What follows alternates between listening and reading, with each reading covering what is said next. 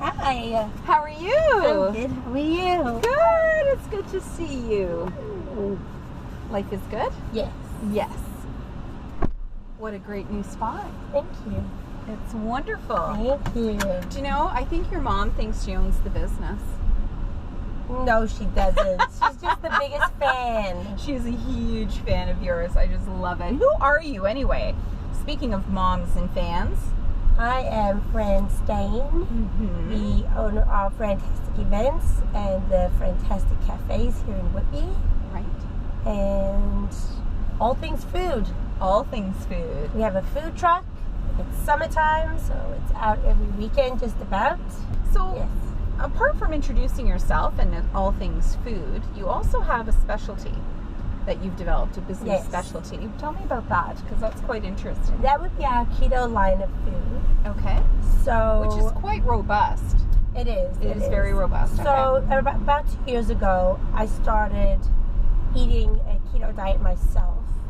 And when I started doing that, I started making treats and goodies for myself because I have such a sweet tooth. So there was something that I missed. And as I started making those things and posting them online, people were reaching out. Where did you get that? I would buy that if you made that. And I was like, oh, well, clearly there's an opportunity here.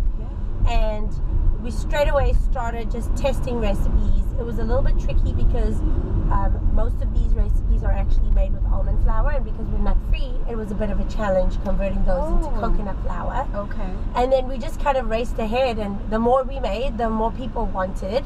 So we started out with sweets and treats, and then we moved on to food. So what makes it different is that keto foods are sugar-free, gluten-free, and low-carb. Ideally, you want them high-fat too, high healthy fats. But even if they aren't high-fat and they're still sugar-free and gluten-free, then they're still considered keto-friendly. Okay. So it crosses over with people who are just trying to eat better, whether they're trying to follow a ketogenic diet or not. We get a lot of people in who are just gluten-free. They just want options. They just want, variety of foods that are not store-made, store-bought in mass production. And then just people who are trying to cut out sugar because that's really popular right now. People just want to eat better. And then low carb as well, which, everybody's doing that. So I get a lot of pre-diabetics, diabetics, people with joint pains whose doctors have told them to switch to a ketogenic diet. People who have history of cancer are also told to eat no sugar and low carb. So we're getting a whole range of people in with amazing stories. Oh, that's wonderful. Having lost like hundreds of pounds, and even if it's not that, just for a healthier lifestyle. Better. So it's definitely a huge thing. And now at that cafe, I would say probably 90% of the customers who walk through the door are grocery shopping for keto things. So they're buying their food, they're buying their treats, they're buying their breads. If you take away bread, people love bread. Yes. So if I can give you a bread that is not bread, what are you missing? Well, and you've even got bagels in there. Yep, it becomes a sustainable way of eating because you're not missing anything. You still have to watch your portions, and you still have to, eat. Do all of that. Do all of that. It's not a free-for-all, but if you're going to have a cookie, have a sugar-free cookie. Hey, there's our brand on Whitby Community Organizations. I didn't know we were there. Well, I know we were organizing it. Now I know. So how long have you been part of the business community? Because congratulations, you've won 2 Business Achievement Awards. Yes. But how long have you been part of the business community, and where do you make your foods, and why be an entrepreneur? That's a loaded question. It is. Bring it on, baby. All right. So I've been in the food business for 11 years. Okay. When I moved to Whitby, it was around 8 years ago. I had not opened a kitchen yet. I was still doing, baking on the side, and small things. When people would ask me, I would go and rent a kitchen. And then when I moved to Whitby, I decided to open my kitchen. Okay. And as soon as I did that, I started working on the catering menu. I didn't think that, baked goods would be, in my opinion, it wouldn't be enough to be a fully sustainable business. Okay. And so when I decided to do that, I also had zero budget for marketing. And so my goal was to build this business with myself.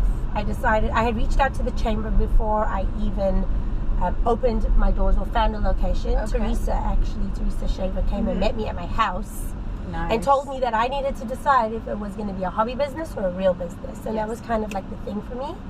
So the chamber helped me, the BACD helped me Right. at the time. It was Wenda Abel, and she still worked at the BACD. Okay.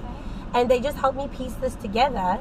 And I decided I wanted it to be a community-based business. Okay. So I went and I put myself in any position that I could just to meet people and get out there and just really ingrain myself in the Networking. community. Networking through the community, one event at a time, one cookie at a time.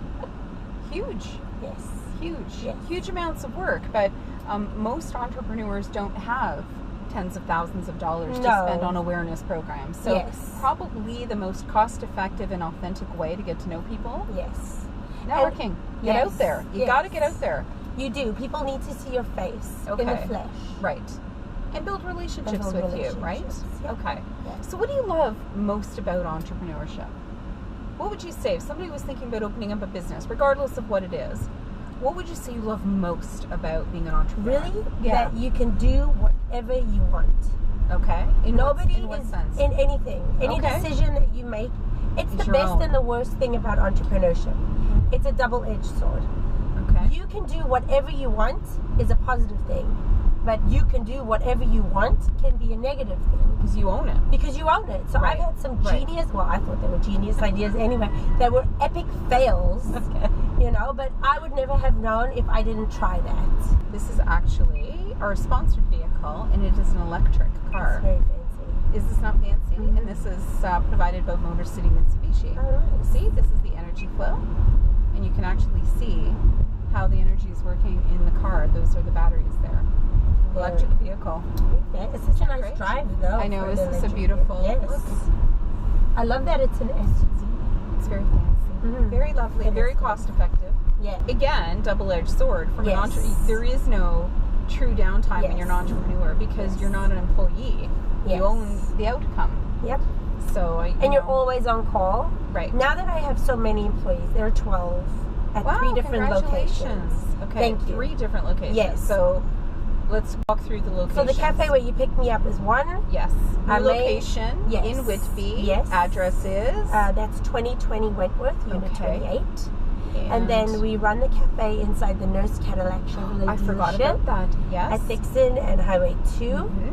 And then our main industrial kitchen where we make everything is inside the Canada Christian College building, Right. down across from Hayden Shore Pavilion, down on the Yes. waterfront. Yes. And that we run the cafeteria in that building too. It's both a wish and then it's unbelievable.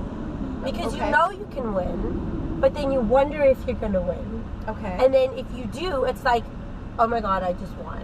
Okay. And so it takes time to process that information. Okay. The last time when I won, my husband was in my ear saying, this is it, you got it, you got it. And it kind of just like helped me realize what had happened. He was Okay. just like really talking in my ear and kind of bringing me into that moment, which was And that amazing. was a few years ago. This was before I came on board. The This was a bus- few the years new ago. business. It was new business. Best new Okay. business, yes. Okay. And that one as well.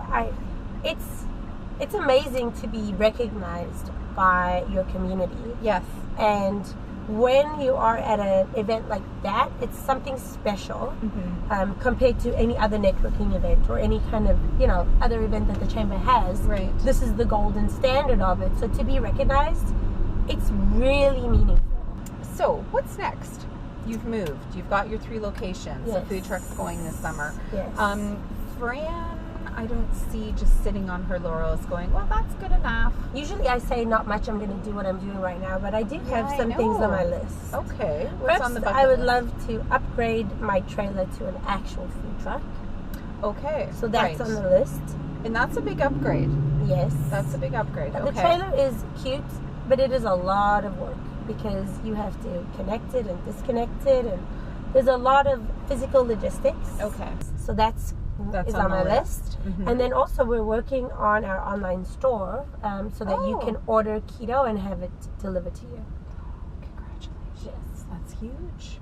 So that would be huge. beyond Whitby. Well, a It whole would be- e-commerce, like a Right. whole e-commerce platform. Yeah. Maybe I should become the driver. I could just It's fun. have the camera on all the time and just interview random people.